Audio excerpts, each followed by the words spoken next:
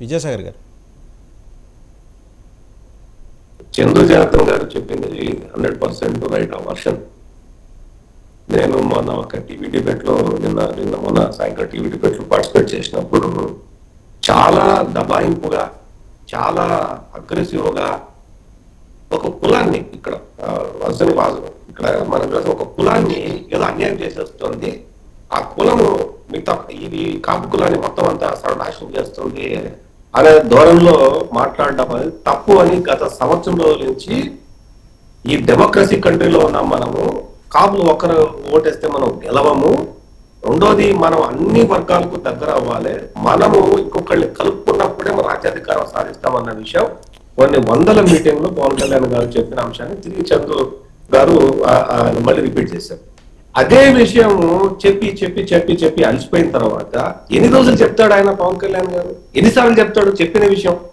అంత పెద్ద వయసులో వచ్చిన వాళ్ళకి ఒకసారి అని చెప్తే ఒక అర్థం కాలపో రాజకీయం చూడని వ్యక్తులా చేయని వ్యక్తులా? తెలుసు, వాళ్ళకి అన్ని తెలిసే కావాలని చేస్తున్నారు అనేది మేము అనుకుంటాం. ఆయన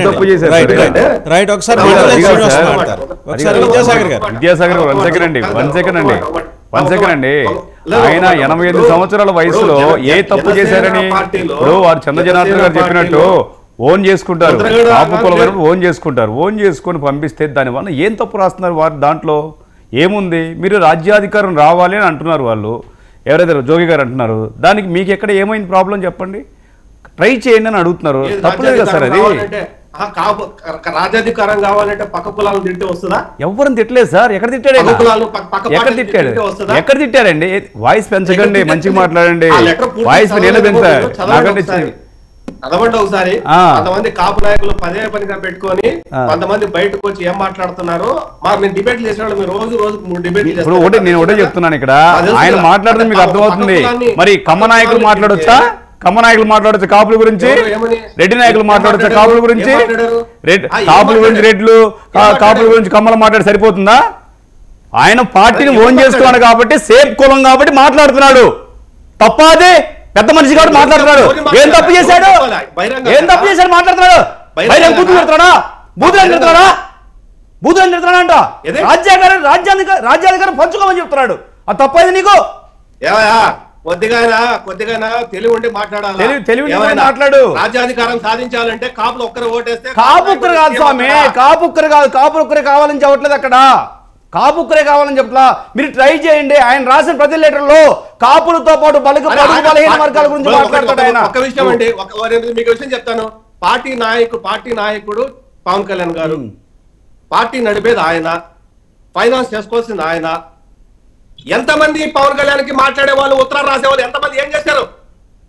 బయటకు వచ్చేటోళ్ళు అంతా కూడా కాపు కులం కాబట్టి సరైన నాయకుడు వచ్చాడు, మాట్లాడుతాడు. తప్పేంటి అంటున్నా? ఇప్పుడు బడుగు బలహీన వర్గాలకు కలిపి చేయమంటున్నాడు ఆయన.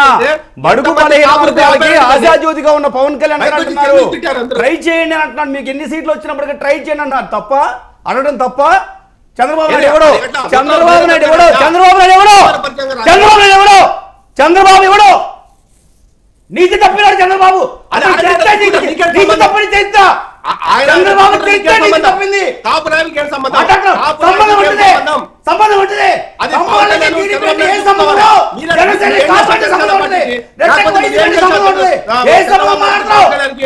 నీ కాంట్రిబ్యూషన్ ఏంటి అసలు? ఏంటి కాంట్రిబ్యూషన్? నీ కాంట్రిబ్యూషన్ మీరు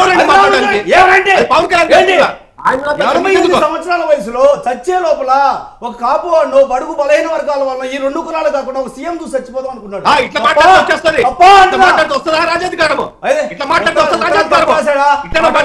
తప్పు రాశాడా? ఇట్లా రాజకీయం చేస్తే వస్తుందా?